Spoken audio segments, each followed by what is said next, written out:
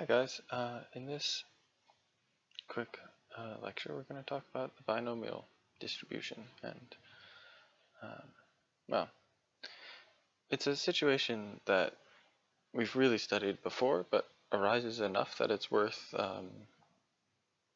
sort of studying in a sort of general sense and coming up with this general formula. So the specific situation, so this arises from the following sort of problem.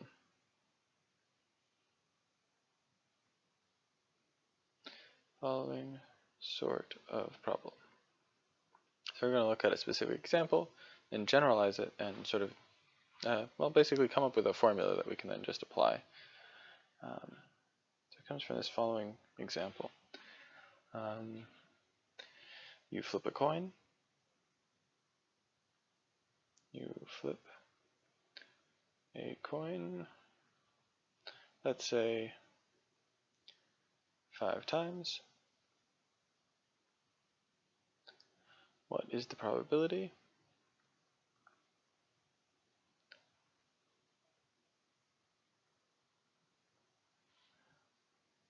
of getting exactly, let's say 3 heads? All right.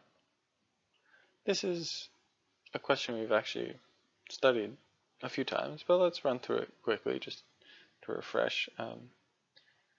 How would we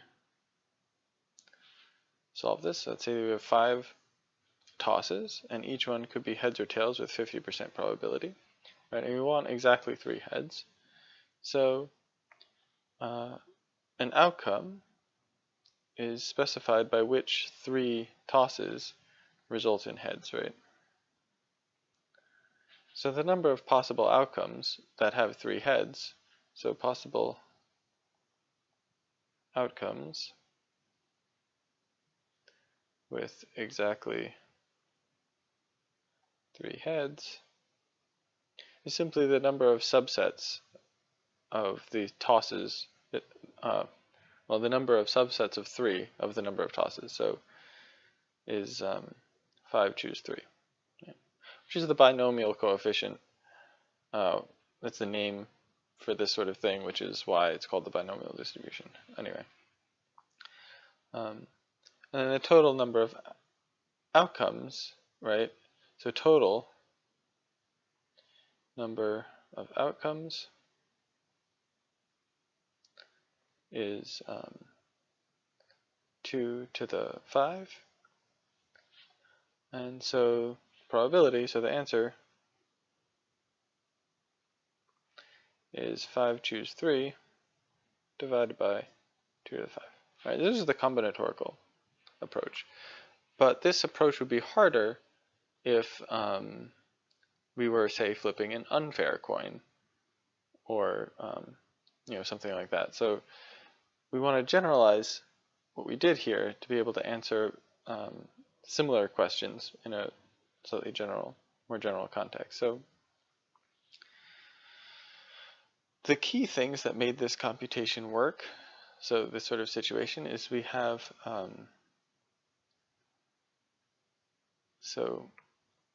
key points.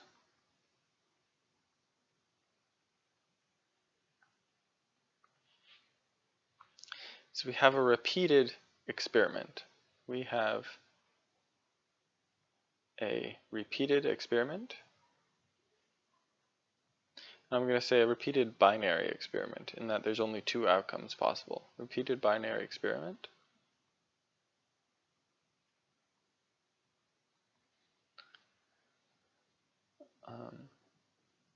So by binary we mean that only 2 outcomes.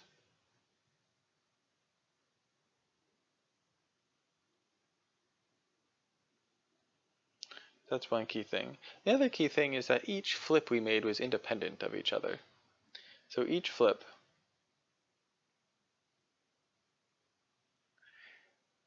each outcome of this repeated experiment is independent.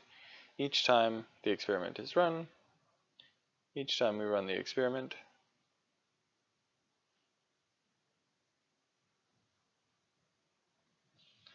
the output is independent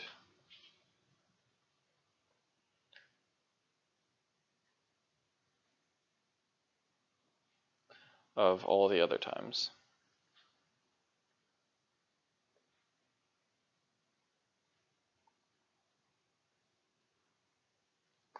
It's supposed to say times.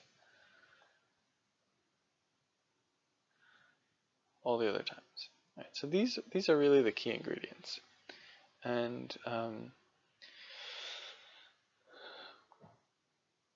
one way we could approach this from a more probabilistic perspective is, so a probabilistic approach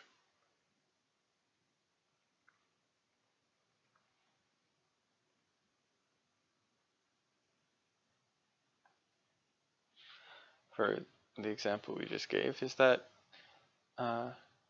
any given sequence of heads and tails, any sequence of heads, tails,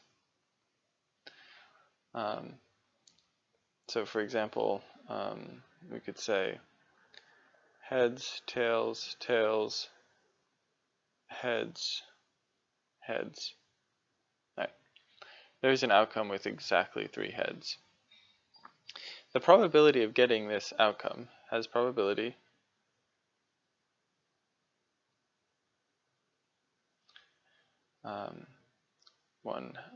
I'll do 0.5, 0.5 times 0.5. So what am I doing? Well, the first toss has 0.5 probability of coming up heads. The second toss has 0.5 probability of coming up tails times 0.5. So each toss has a 0.5 probability of happening, and since they're independent, if they were to all happen this way, we just multiply 0.5, 0.5, 0.5. So that's 5 of these. So this is 0.5 to the power of 5.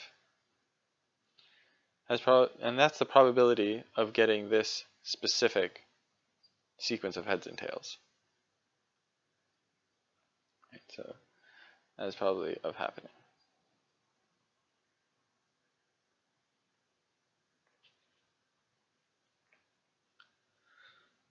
And there are 5 choose 3 sequences with 3 heads.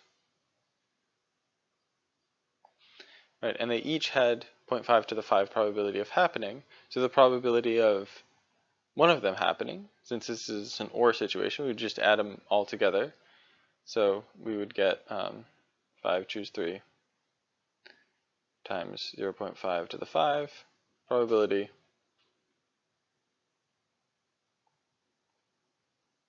one of these sequences happens.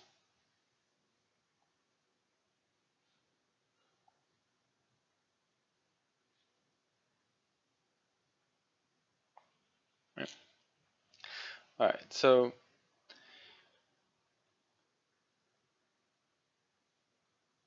we want to generalize this to what is a more general binary experiment. So in the language that's often used, so suppose we have a binary experiment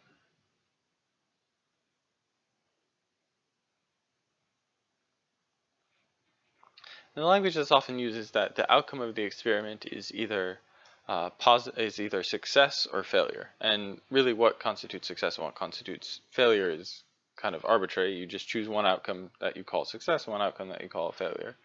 Binary experiments. So such an experiment is completely determined by the probability of success. The binary experiment. So such an experiment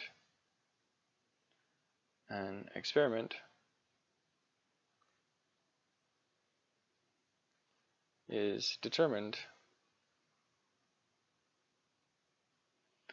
by probability of success. So we say that the probability of success equals p. We don't, because we're trying to be as general as possible here, so p is some number between 0 and 1, which is the probability of a success. And then the probability of failure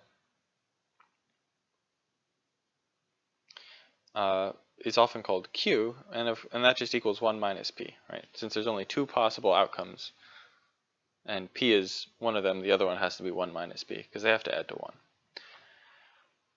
Alright, then what is often, what we care about then is if we run this experiment a number of times. So we run this experiment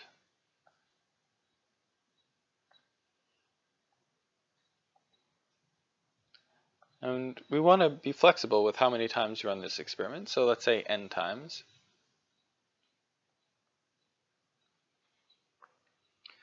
Run this experiment n times, and we want to count the number of successes. We want to count the number of successes. We run this experiment n times and count the number of successes.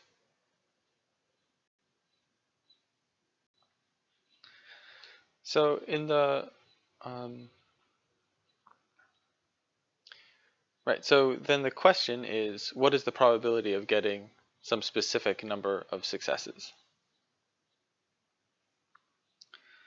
So let x be a random variable that equals the number of successes.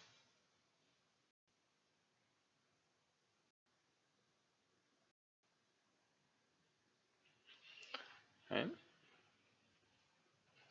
Then we want to answer, so want to know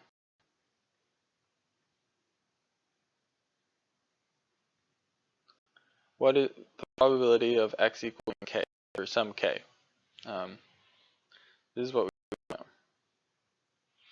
So k in this case is some number less than n, right? The most successes you could have is n successes if every experiment was successful, and the the least amount of successes you could have is obviously 0 if none of them were successful. And again, success and failure are kind of just arbitrary terms, right? In the instance of flipping coins, you could say heads is a success and tails is a failure, or vice versa.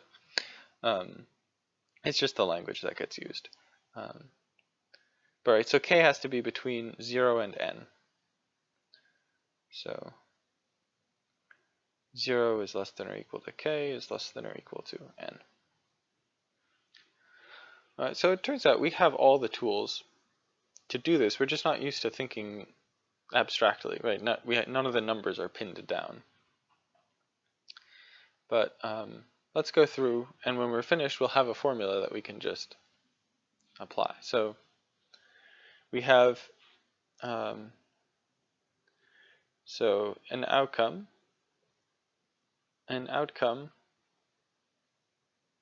with k successes.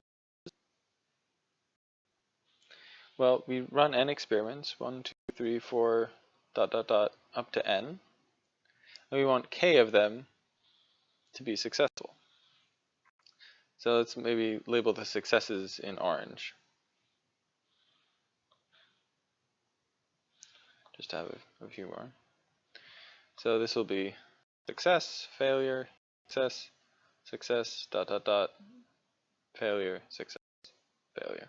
Right. So this is an example of an outcome with k successes.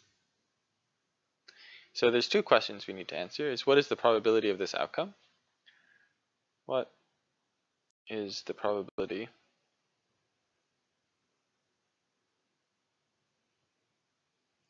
of this outcome?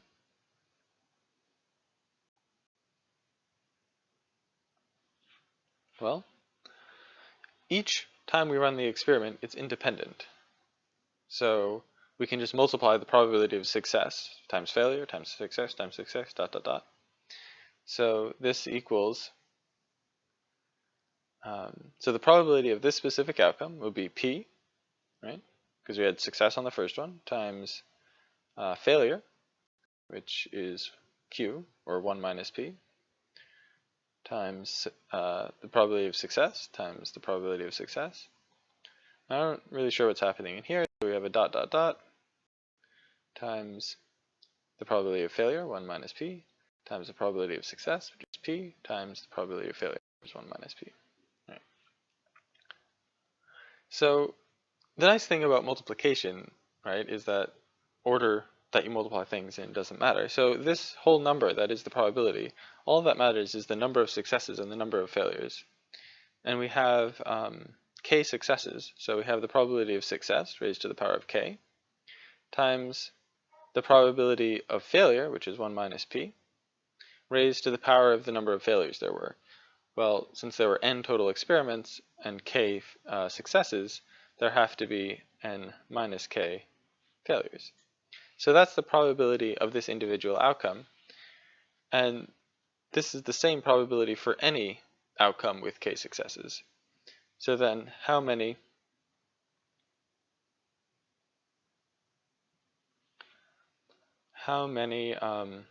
outcomes are there with k successes? How many outcomes are there with k successes? Well, again, this is just the number of subsets of the n total trials that contain k. So this is the number of subsets of n with k is just n choose k. So this is n choose k. So then in conclusion, and this is the big sort of the big formula that we're working up to, is that the probability that x equals k, the probability that if you run this binary experiment n times, that you'll get k successes, that probability equals n choose k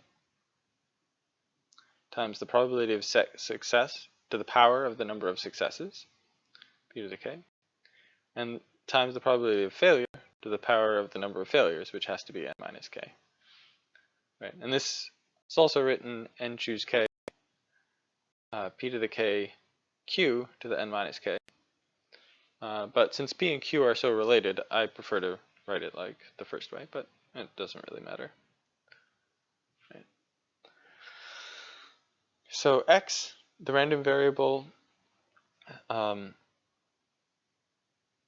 given that is the number of successes, so the probability distribution for x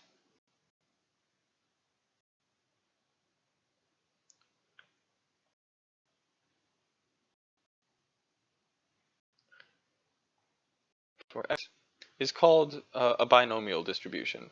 That's just the name for it, because they all look very similar. Is called a binomial distribution.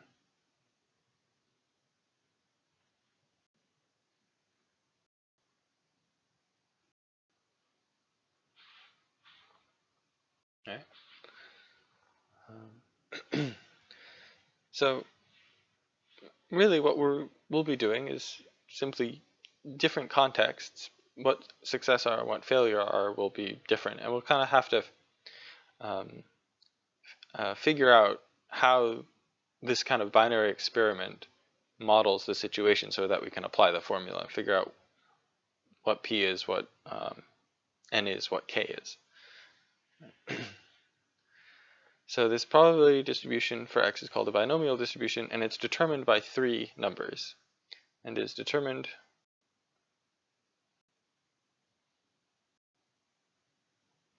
the distribution is determined by 2 numbers.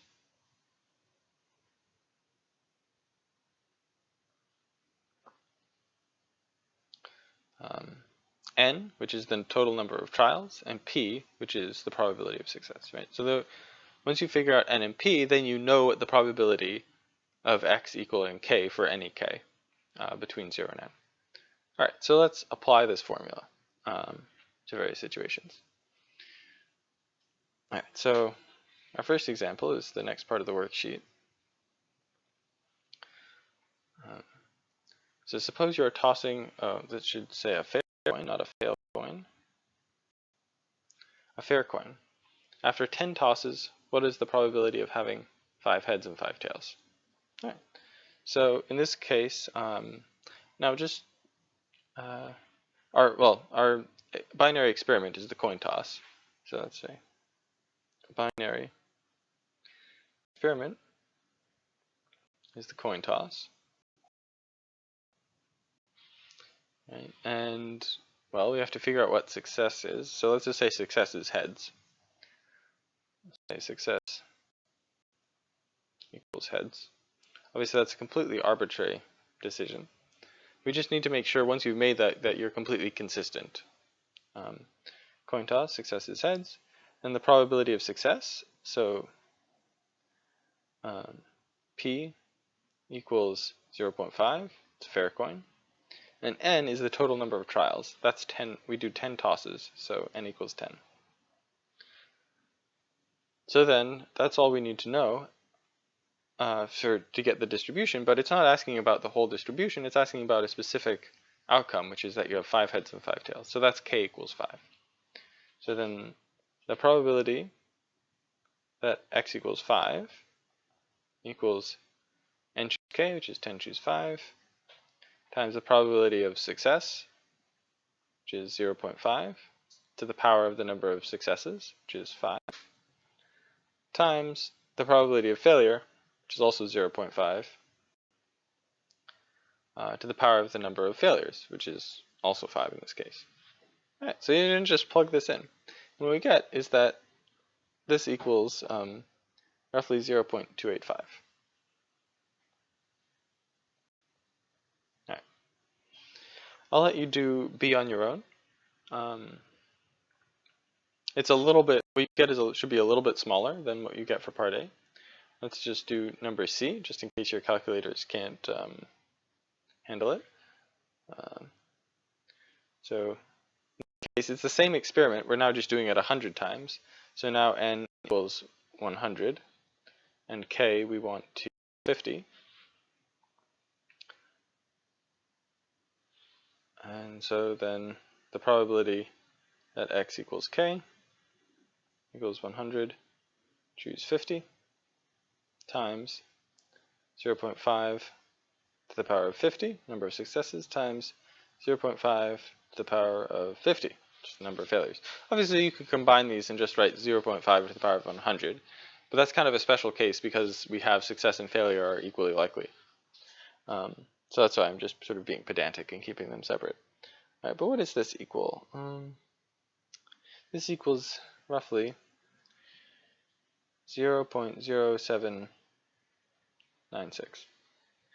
Now that might seem a little bit curious, right? As you flip the coin more and more times, you'd expect that the overall ratio would between heads and tails would approach 0.5 since it's a fair coin.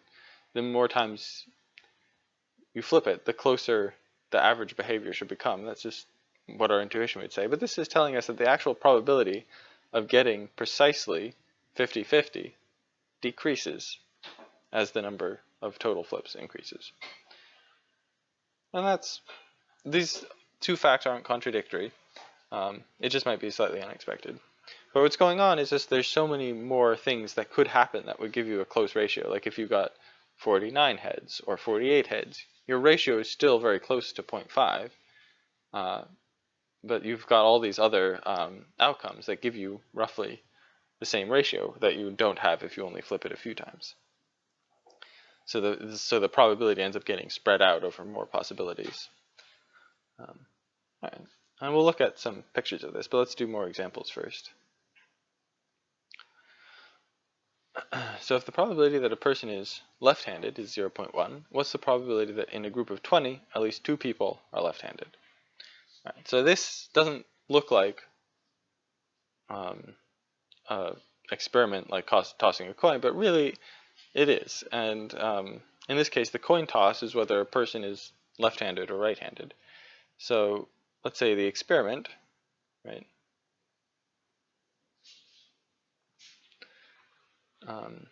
is answering the question. So is a person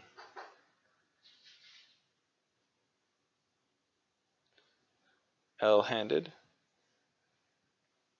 or R-handed? Right, you ask somebody that, you determine the handedness of a person, and it gives you one of two outcomes, left-handed or right-handed. And let's just say success equals left-handed. Obviously that's completely arbitrary. And then so then P equals 0.1. Right. Now how do we use this experiment to model this situation? Well, we have 20 people, a group of 20 people, and so we're essentially asking this question 20 times. We're approaching 20 different people asking this question, are you left-handed or right-handed? So we're running this experiment 20 times, so n equals 20. And then what we want is that at least 2 people are left-handed. At least 2 people are left-handed. So we're looking for the probability. So, let x equal number of successes, right? That's in this case, so number of left-handed people. That's the number of successes.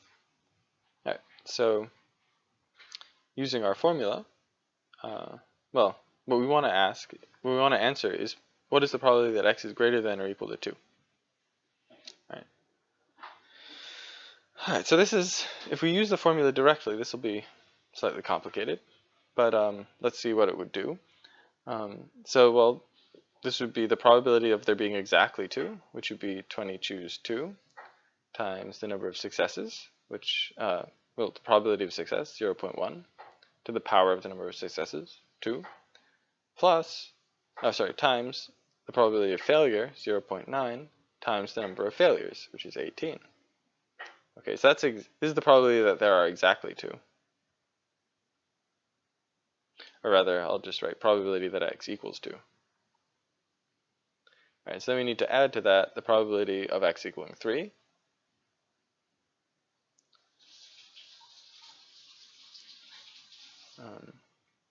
Times 0.9 to the 17 plus dot dot dot, right? All the way up until we get to probability that x equals 20.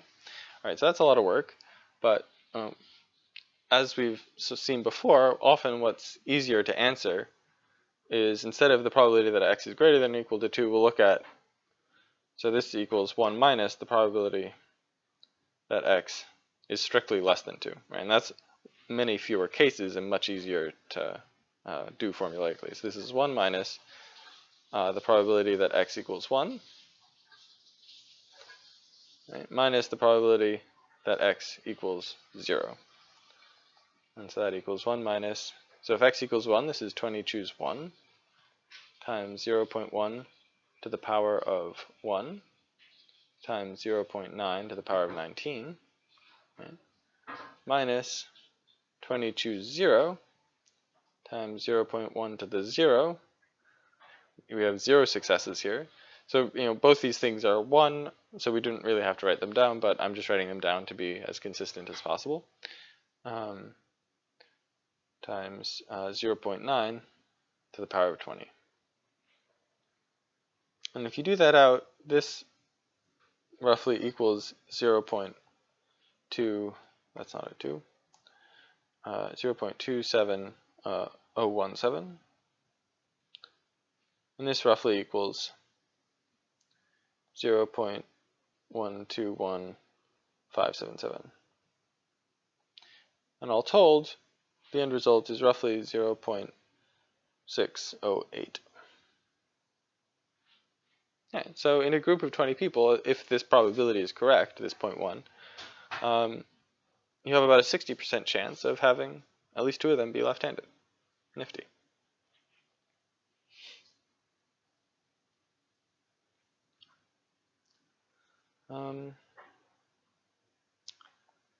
Yeah.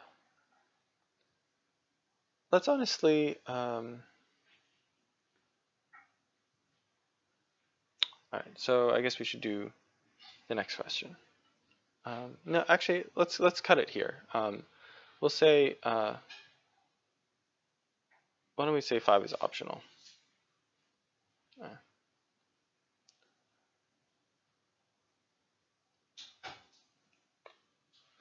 So, optional. It's a long, involved question. You can do it. It'll be really good exercise to do it, but maybe I won't grade it for now. As this lecture went on long enough, I think. Right. See you in the next one.